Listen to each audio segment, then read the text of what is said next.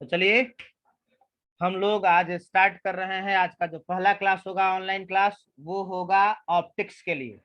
ठीक ना? लाइट से रिलेटेड जो बातें हैं, ठीक है ना जी। तो लाइट से रिलेटेड जो बातें हैं उन बातों को हम लोग जानेंगे। और ये ऐसा मैंने इसलिए लिया, लाइट से रिलेटेड चैप्टर को इसलिए मैंने लिया कि क्लास 10th में हम लोग लाइट पढ़े हुए हैं बहुत हद तक। एक मिनट बेटा, अलाउ पार्टिसिपेंट। हाँ, क्लास 10th में हम लोग लाइट पढ़े हुए हैं, तो कुछ इजीली होगा समझने में। क्योंकि ऑनलाइन क्लास में बहुत लोगों की शिकायत रहती है कि सर समझ में नहीं आता, समझ में नहीं आता है। तो आप ये भी देख लेंगे कि हाँ, ऑनलाइन क्लास में भी समझ में आता है। और लाइट हमने इसीलिए शुरू किया है। तो चलिए हम शुरू करते हैं। लाइट बड़ा ही इंटरेस्टिंग चैप्टर होगा हमारे लिए। ठीक है, इंटरेस्टिंग और बड़ा इजी चैप्टर होगा। इजी इसलिए होगा बेटा कि ये जो है हम लोगों का क्लास 10th से रिलेटेड चैप्टर है। अब आप लोग देख पा रहे होंगे मेरा स्क्रीन।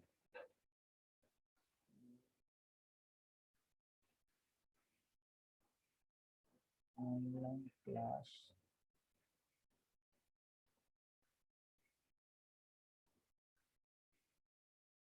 करामात मत कीजिए बाबू, लिखना नहीं है स्क्रीन पर। ये ड्राइंग जो आ रही है, ये ड्राइंग नहीं आए।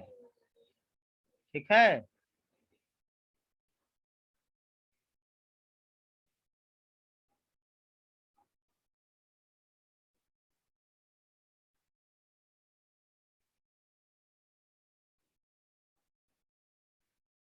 चलिए बाबू। तो वेलकम। बड़ा इंटरेस्टिंग चैप्टर है एबीसी में। आप देख पाइएगा एबीसी में जो है 11th या 12th चैप्टर से लाइट शुरू हो रहा है। क्लास में जो चल रहा था बाबू, उसको मैंने फिलहाल रोका हुआ है। ठीक है, इसके बाद जब क्लास रिज्यूम होगा कोरोना काल के बाद, तो फिर हम लोग वहीं से स्टार्ट करेंगे। हम नया यूनिट शुरू कर रहे हैं जो सबके लिए कॉमन है, और वो यूनिट है बेटा ऑप्टिक्स। आप देख पा रहे होंगे, ऑप्टिक्स हिंदी में हमने लिखा हुआ है प्रकाशिकी। ठीक है, ये प्रकाशिकी मतलब इसमें प्रकाश, लाइट के बारे में पढ़ना है। ठीक ना? लाइट के बारे में पढ़ना है। आप यहाँ देख पा रहे होंगे मैंने डेफिनेशन लिख रखा है कि optics is the branch of physics which deals with light, its nature, which deals with light, its nature, or its properties and phenomena due to light। Optics जो ब्रांच हमने अभी शुरू किया है, वो किस किस चीजों के बारे में बताता है? तो आप देखिएगा किस किस चीजों के बारे में बताता है। तो ये optics is the branch of physics which deals with light. इसमें हम लोग किसके बारे में पढ़ेंगे बेटा? लाइट के बारे में पढ़ेंगे। उसके बाद इट्स नेचर, लाइट के नेचर के बारे में पढ़ेंगे। And then its properties, light की प्रॉपर्टीज के बारे में पढ़ेंगे। और finally phenomenons due to light, जितनी भी घटनाएं लाइट के कारण होती है उन सब के बारे में हम लोग पढ़ेंगे।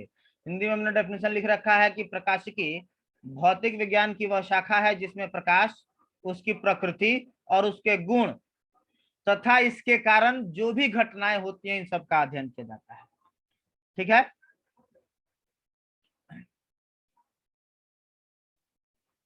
अब हम चलते हैं अपने नेक्स्ट स्लाइड की ओर। नेक्स्ट स्लाइड की ओर हम लोग बढ़ रहे हैं बाबू।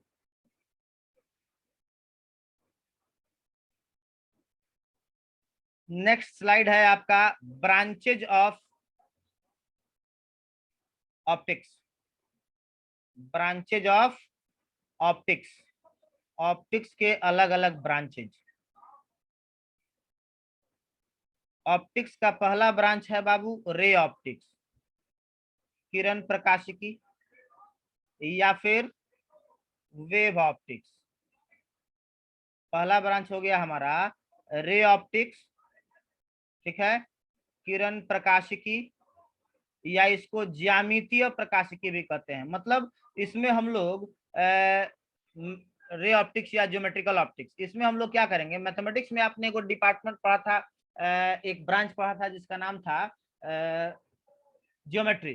तो ज्योमेट्री के मैक्सिमम कंसेप्ट इसमें यूज किए जाएंगे। और जो दूसरा आपका ब्रांच है बाबू ऑप्टिक्स का, वो है आपका वेव ऑप्टिक्स, तरंग प्रकाशिकी, ठीक ना। ये एक्चुअली रे ऑप्टिक्स और वेव ऑप्टिक्स, ये दो चीजों, दो ब्रांचेज में बांटा गया लाइट के नेचर के अकॉर्डिंगली। लाइट का नेचर, प्रकाश की प्रकृति कैसी होती है, उसका प्रॉपर्टीज क्या क्या है, इस आधार पे ये दो ब्रांचेज बने हुए हैं। तो लाइट के नेचर के बारे में हम अगले स्लाइड में पढ़ेंगे, वहां से क्लियर हो जाएगा बाबू, ठीक ना, कि कैसे इसको रे ऑप्टिक्स और कैसे इसको वेव ऑप्टिक्स माना गया। वैसे फिलहाल मैं आपको याद दिला दूं, एक बार आप क्लास 8th में लाइट के बारे में पढ़े थे, फिर क्लास 10th में पढ़े, और एक कॉमन बात जो आपने पढ़ी थी कि लाइट जो है एक स्ट्रेट पाथ में ट्रेवल करता है। लाइट का रास्ता कैसे होता है बाबू, तो बिल्कुल ऐसा सीधा होता है लाइट का रास्ता, ठीक है। ये लाइट का रास्ता जो होता है बिल्कुल ऐसे सीधे होता है। मैं ड्राइंग सीधा नहीं बना पा रहा हूं इस पे, लेकिन लाइट का रास्ता बिल्कुल सीधा होता है। मैंने लाइट के बारे में एक जो कॉमन बात बताई गई, वो ये बताई गई कि लाइट एक स्ट्रेट पाथ पे ट्रैवल करता है, सरल रेखा में गति करता है, ठीक ना।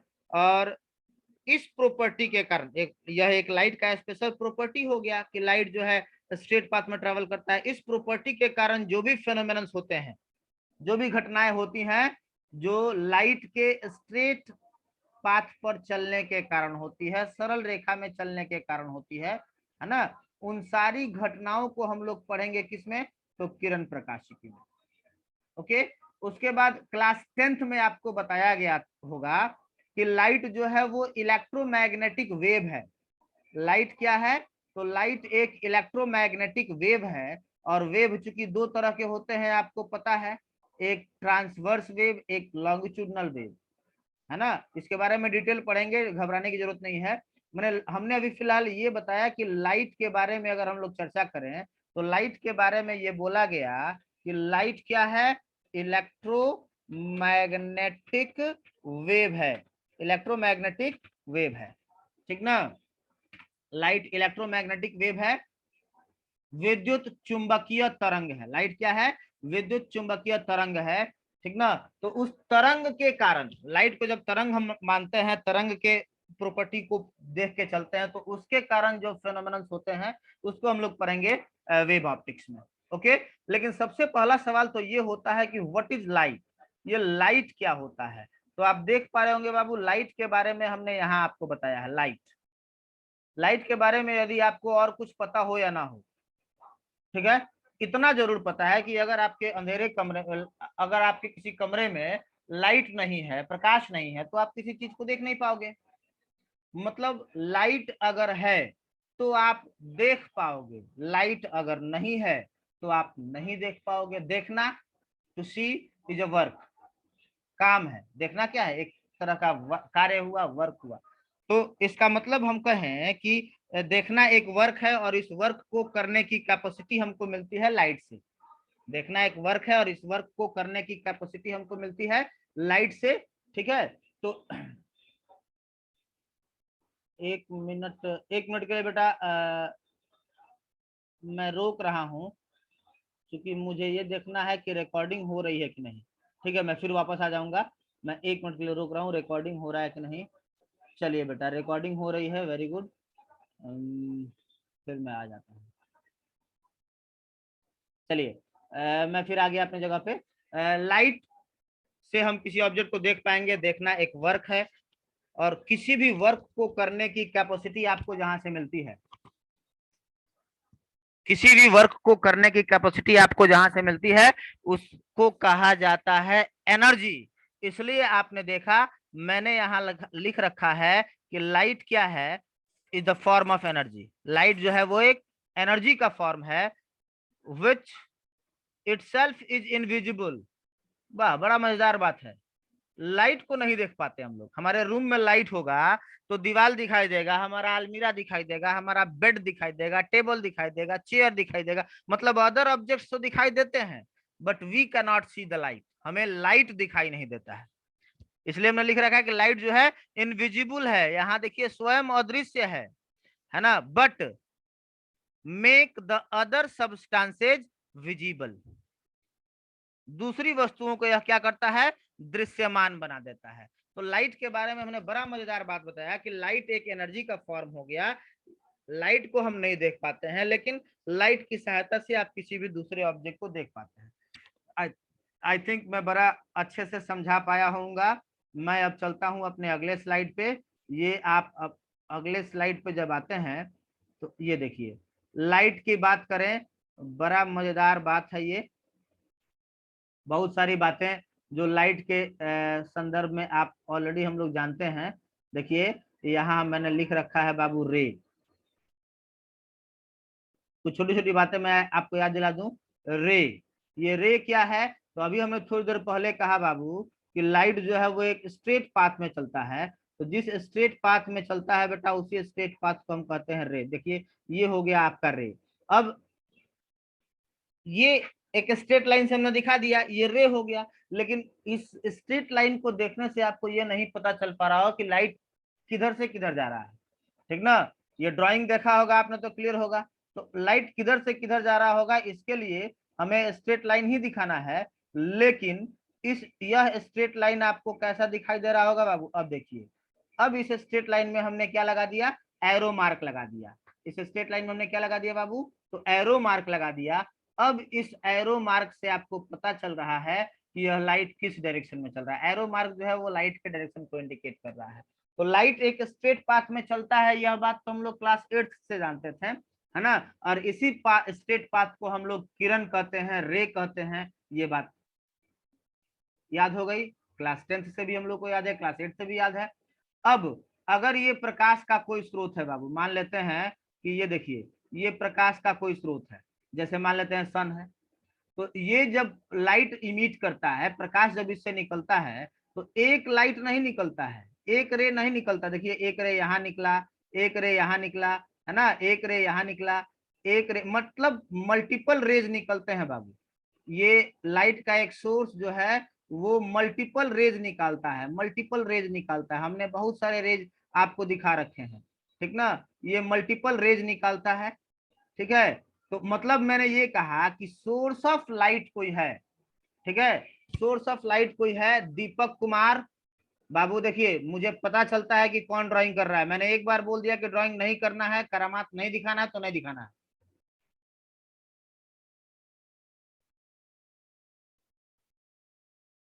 ठीक है? तो हमने कहा कि सोर्स ऑफ लाइट जो है मल्टीपल रेज निकालता है।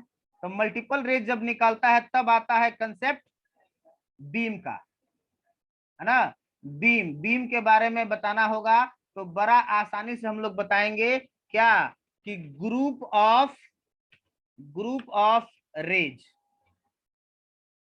किरणों का जो समूह है इसको हम लोग कहेंगे बीम, प्रकाश पुंज या किरण पुंज। अभी मैंने बनाया था डायग्राम, उसमें बहुत सारी किरणें थी, तो उसको हम लोग कहेंगे किरण पुंज या प्रकाश पुंज। अब ये किरण पुंज जो होता है बाबू, 3 तरह का होता है। आपको दिखाई दे रहा होगा, मैंने बना रखा है। देखिए अब निक्की कुशवाहा है, निक्की कुशवाहा आप ड्राइंग कर रही हैं।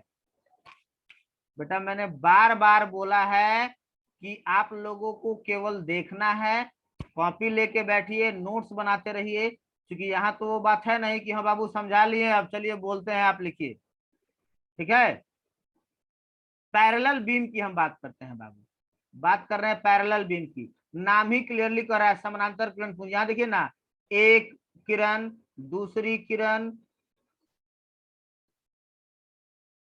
तीसरी किरण, ये सारी किरणें हैं, किरणों का समूह है, मतलब किरण पुंज है। लेकिन ये कैसी है बाबू?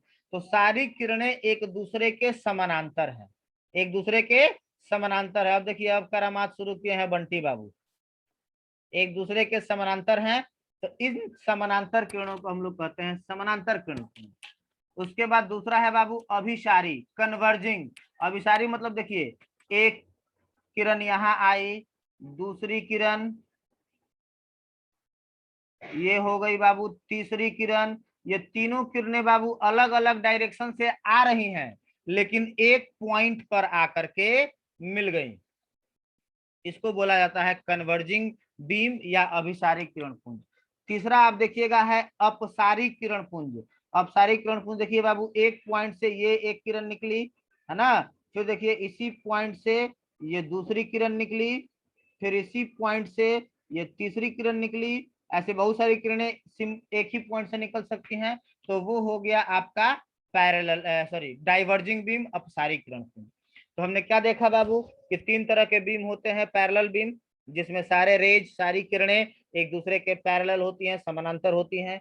दूसरा होता है बाबू कन्वर्जिंग बीम अभिसारी किरण पुंज, जिसमें किरणें अलग अलग डायरेक्शन से आती हैं, अलग अलग दिशाओं से आती हैं, लेकिन एक पॉइंट पे मिल जाती हैं। डाइवर्जिंग बीम, इसमें बाबू किरणें सॉरी अपसारी किरण पुंज, इसमें किरणें एक पॉइंट से निकलती हैं, इसमें जो भी रेज होते हैं एक पॉइंट से निकलते हैं और वो अलग अलग डायरेक्शन में फैल जाते हैं। ठीक है, इसके बाद आते हैं बाबू, हमने लाइट के अकॉर्डिंगली ऑब्जेक्ट्स के बारे में क्लासिफाई करने का प्रयास किया है। ठीक ना, लाइट के बारे में, लाइट के अकॉर्डिंगली इस ऑब्जेक्ट्स के बारे में हम लोग क्लासिफाई करने का प्रयास किए हुए हैं। ठीक ना, तो इसको तीन पार्ट में हमने बांटा है, ट्रांसपेरेंट, ऑपेक और ट्रांसलूसेंट। ट्रांसपेरेंट, ऑपेक और ट्रांसलूसेंट। चलिए यहां देखिए, ये हो गया कोई ऑब्जेक्ट आपका, ये आपका कोई ऑब्जेक्ट हो गया। इधर से बाबू मान लेते हैं कि इधर जो है कर्सर मेरा आपको दिख रहा होगा कि इस डायरेक्शन में इधर क्या है, लाइट का सोर्स है, इधर लाइट का सोर्स है और बहुत सारी किरणें आ रही हैं। अगर इन किरणों को बाबू ये लाइट के जो रेज हैं इस ऑब्जेक्ट को पार कर जा रहे हैं, लाइट के रेज इस ऑब्जेक्ट को पार कर जा रहे हैं। ठीक ना, जब इस ऑब्जेक्ट को पार कर जाएंगे लाइट के रेज, तो इधर तो था लाइट का सोर्स, माने कोई ऑब्जेक्ट, इधर से भी आप यहां भी होंगे तो आपको इधर वाला ऑब्जेक्ट दिखाई देगा। ठीक है, मतलब ट्रांसपेरेंट कहते हैं, एक नॉर्मल भाषा में क्लास 8 में या 10th में हमने पढ़ा था कि जिसके आर पार की वस्तु हमें दिखाई दे। आज हम उसी बात को और डिटेल में डिस्क्राइब कर रहे हैं कि ये अगर ट्रांसपेरेंट ऑब्जेक्ट है तो इसको क्या हो जा रहा है बाबू, तो लाइट जो है पार कर जा रहा है, इसको लाइट पार कर जा रहा है, तो इसको हम लोग कहेंगे बाबू ट्रांसपेरेंट ऑब्जेक्ट। दूसरा है बाबू ओपेक।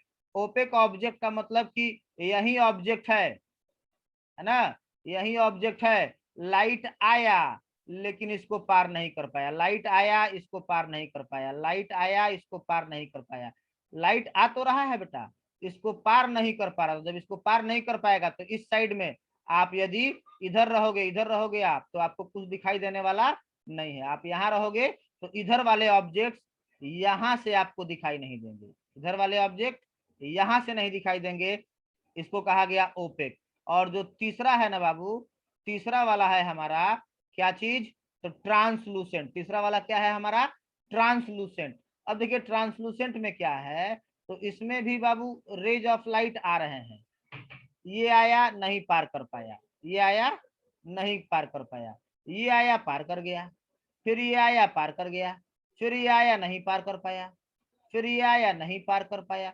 इसमें क्या है, इसमें लाइट का कुछ अमाउंट, इसमें लाइट का जो कुछ अमाउंट है ना बाबू, वो कुछ अमाउंट पार कर पा रहा है और कुछ अमाउंट पार नहीं कर पा रहा है ना। इसमें लाइट का कुछ अमाउंट पार कर पा रहा है, कुछ अमाउंट पार नहीं कर पा रहा है। यहाँ देखिए, अब ये जो एरिया है, इस एरिया में से अगर आप हैं और इस एरिया के ऑब्जेक्ट को आप देख रहे हैं तो दिखाई तो देगा लेकिन क्लियर दिखाई नहीं देगा। जैसे आप एग्जांपल के रूप में देख सकते हैं, एक पेपर लीजिए, उसको तेल में डुबा दीजिए, ऑयली पेपर हो गया, ट्रेसिंग पेपर हो गया, है ना।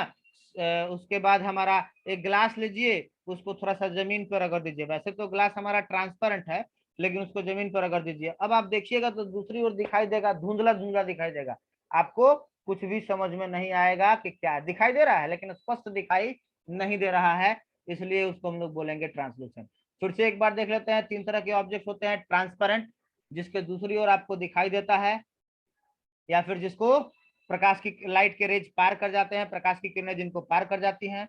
ऑपेक जिसके दूसरी ओर आपको दिखाई नहीं देता है, मतलब जिनको लाइट के रेज पार नहीं करते हैं। तीसरा ट्रांसलूसेंट जिसके दूसरी ओर आपको दिखाई तो देता है लेकिन क्लियर दिखाई नहीं देता है, क्यों, क्योंकि लाइट का कुछ रेज पार करेगा और कुछ रेज पार नहीं करेगा। ओके, अब बड़ा ही इंटरेस्टिंग कंसेप्ट है बाबू, शैडो। ठीक है, अब एक और बड़ा इंपॉर्टेंट टॉपिक यहाँ बच गया है बाबू, शैडो। शैडो की हम बात करें, शैडो की बात करें। हाँ बेटा, रानी पूछ रही हैं कि क्या हम लिखते चलें।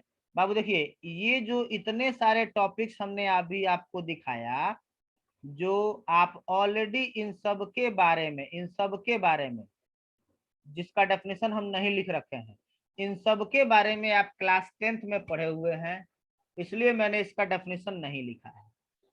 शुरुआती जो पहला चैप्टर है वो क्लास 10th से मिलता जुलता है बिल्कुल, इनफैक्ट क्लास 10th का ही चैप्टर है। वैसे यदि इन सब का डेफिनेशन लिखने में आपको दिक्कत होगी तो आप पर्सनली पूछ सकते हैं हमसे, हम बता देंगे। वैसे सुन लीजिए, रे, प्रकाश के सरल रेखीय पथ को किरण कहते हैं, the straight path of light is called रे।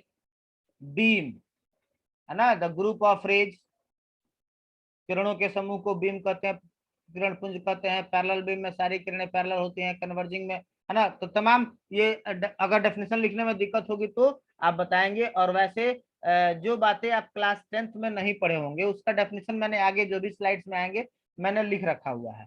आपको यदि देखना हो तो आप आगे लास्ट में हम एक बार दिखा देंगे, बहुत सारी चीजें हम लोग जो है कंप्लीट करके रखे हुए हैं। चलिए आगे बढ़ते हैं, शैडो की बात करते हैं।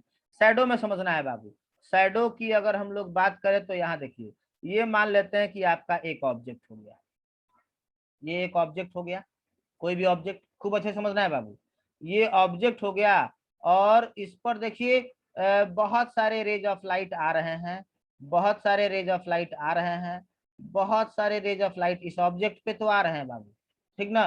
लेकिन इसको पार नहीं कर पाए, मतलब ये मान लेते हैं ओपेक ऑब्जेक्ट है। ये कैसा ऑब्जेक्ट है? ओपेक ऑब्जेक्ट है, अपारदर्शी पदार्थ है। इसको जो है लाइट पार नहीं कर पा रहा है। जब लाइट पार नहीं कर पाएगा तो क्या होगा? तो इसके इधर बिल्कुल ऐसा ही, बिल्कुल ऐसा ही एगो शेप बनेगा, देख पा रहे होंगे आपका। आ, ये जो है ये ऑब्जेक्ट हो गया आपका, ठीक ना। इस पर ये बहुत सारी किरणें आई हैं, बहुत सारे रेज आए हैं।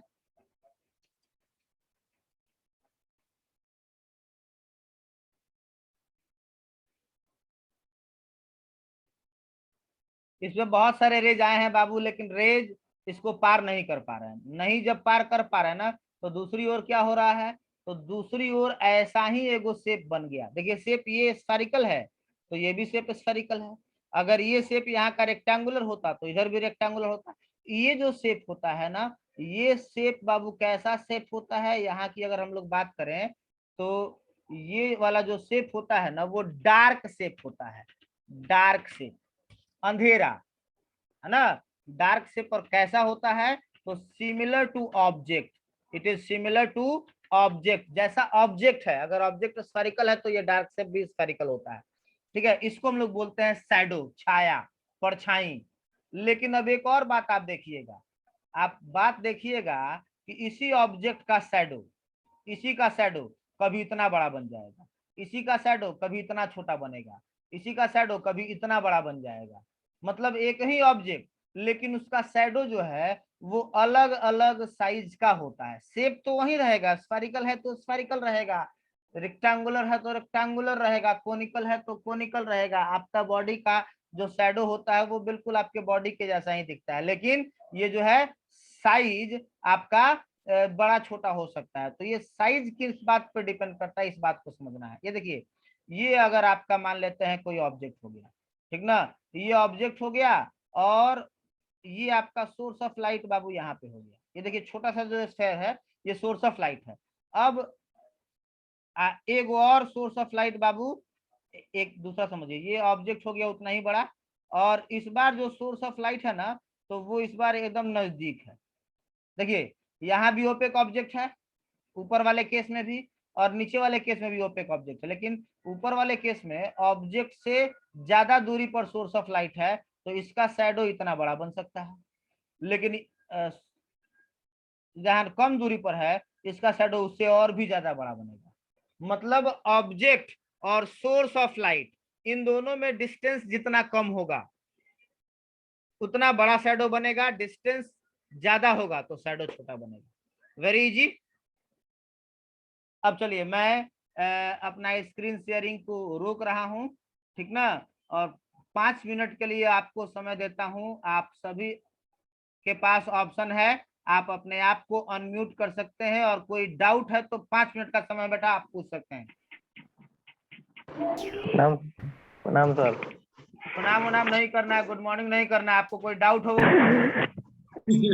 अब अभी ज्वाइन किए हैं तो क्या करे लो, अभी तो बस यही अच्छा अच्छी बात है। हाँ ऑब्जेक्टिव पता देखिए, चला है, चलिए चलिए अपारदर्शी एक पता चला है। एक अगर बात, नीचे नजदीक रहेगा तो बड़ा बनेगा, दूर रहेगा तो छोटा बनेगा शैडो, यही बस पता चला। अभी अभी अभी जस्ट ज्वाइन कर रहे हैं। चलिए अच्छी बात है। तो एक एक प्रॉब्लम है बाबू, रमजान का महीना चल रहा है, ठीक ना, तो इन लोगों ने मुझे फोन करके भी बोला था कि सर 1 बजे से क्लास करने में दिक्कत है, 1 बजे एक्चुअली ये लोग नमाज पढ़ता है, ठीक ना। तो अब एक फाइनल टाइमिंग सेट होता है अपने क्लास के लिए, और वो टाइमिंग रहेगा 2 बजे से, ताकि जो नमाज पढ़ने वाले लोग हैं, रमजान का महीना है, उनको भी समस्या नहीं हो। तो कल से आपका क्लास चलेगा 2 बजे से, ठीक है। और आज जो लोग क्लास नहीं कर पाए हैं, अभी थोड़ी देर में यूट्यूब पर मैं इस वीडियो को अपलोड कर दूंगा, आज की पूरी रिकॉर्डिंग। और आप ये प्रयास कीजिएगा बाबू कि हमको बीच बीच में डांटना पड़ रहा है, डांटे नहीं, क्योंकि वह डांट वाला रिकॉर्डिंग यूट्यूब पे जाएगा, सब लोग सुनेगा, क्योंकि सिमिलर रिकॉर्डिंग चला जाएगा, है ना।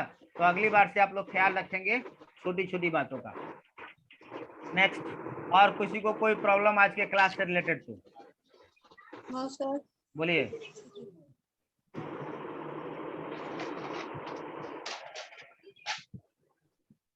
किसी को कोई प्रॉब्लम है? प्रिया बोल रही है सर शायद, एक लेकिन बार ट्रांसपेरेंट को एक बार और थोड़ा डिफाइन कर देते। ट्रांसपेरेंट ट्रांसपेरेंट को, और एक्चुअली मेरे पास यहाँ पे टाइम अब कम दिखा रहा है, 6 मिनट का टाइम। अच्छा दिखा, डिफाइन कर देते हैं बेटा। ट्रांसपेरेंट, ट्रांसलूसेंट, ओपेक, तीनों को डिफाइन कर दे रहे हैं, ठीक ना। समय हालांकि हमको तनिक कम दिखा रहा है, 6 मिनट टाइम बचा हुआ है मेरे पास। तो क्लास है नहीं कि 5 मिनट अधिको पढ़ा लिए, तो सब इंटरनेट वाला काम कारोबार है ना। चलिए, ट्रांसपेरेंट की मैं बात करूं तो आ जाइए यहाँ। ट्रांसपेरेंट मैं समझाने का आपको प्रयास करता हूँ। चलिए, बोलिएगा नहीं बेटा सभी लोग, क्योंकि अभी आप सभी लोग अनम्यूट हैं, आवाज शोर कीजिएगा तो फिर दिक्कत हो जाएगा। यहाँ देखिए, ये मान लेते हैं कि हमारा यहाँ पे बात नहीं, जिसको बात करना है माइक ऑफ करो बेटा। ये एक ऑब्जेक्ट हो गया, ठीक है। इस ऑब्जेक्ट पे प्रकाश की बहुत सारी किरणें, लाइट के बहुत सारे रेज आ रहे हैं।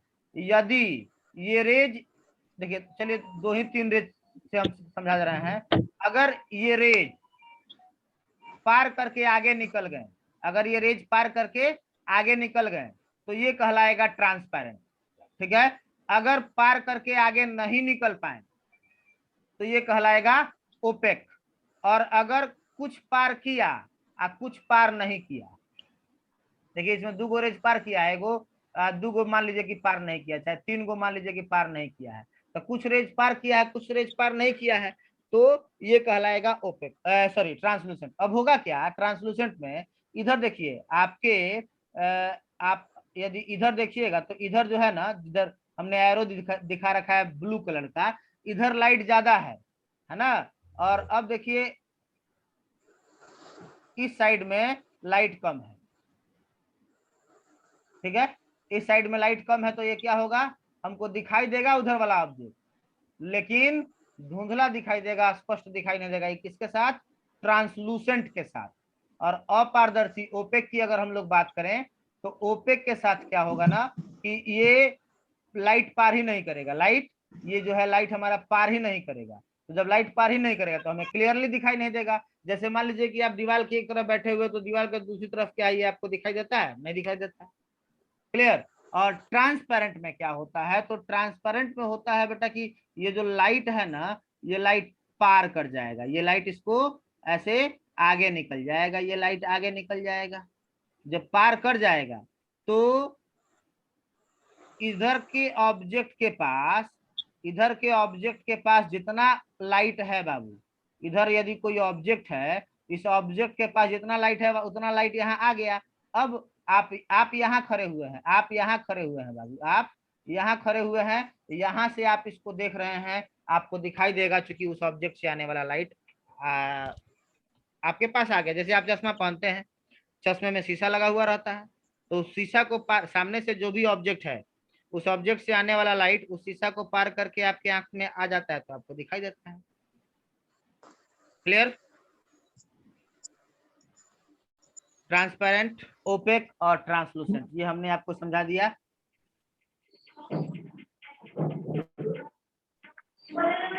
अब मुझे लगता है कि मैं आप सभी लोगों को समझा पाया हूँ क्लास के बारे में। जितनी बातें मैंने इनिशियल इंट्रोडक्शन दिया आज लाइट का, है ना। कल से हमारा जो मेन फेनोमेना है, वो मेन फेनोमेना हम लोग पढ़ने चलेंगे। लाइट का रिफ्लेक्शन, रिफ्लेक्शन ऑफ लाइट हम लोग सबसे पहले पढ़ने वाले हैं। रिफ्लेक्शन, रिफ्रैक्शन और प्रकाश का परावर्तन और प्रकाश का अपवर्तन। इनफैक्ट ये दोनों घटनाएं क्लास 10th में भी आप पढ़े हुए हैं। बहुत सारी पुरानी बातें मिलेंगी और बहुत सारी नई बातें भी मिलेंगी। पुरानी बातें से इसलिए हमने स्टार्ट किया था, शुरू में हमने बताया कि बहुत आसानी से समझ पाएंगे। और लास्ट में मैं बता दूं कि बहुत सारे लोग ऐसे हैं जो कल वाले रूल्स को फॉलो नहीं किए हैं। जैसे एक आदमी है जिसका नाम है सिंपल डॉट, खाली एगो पॉइंट, उनका नाम है केवल एगो पॉइंट, ठीक ना। उसके बाद चलिए मैक्सिमम लोगों का वीडियो ऑफ है, ये मैंने देखा। चलिए अच्छी बात है, बाकी सभी लोग अपने नाम से किए हुए हैं, तो बहुत अच्छी बात है। मैं इस लिस्ट का क्या करूं, अटेंडेंस बना लूं।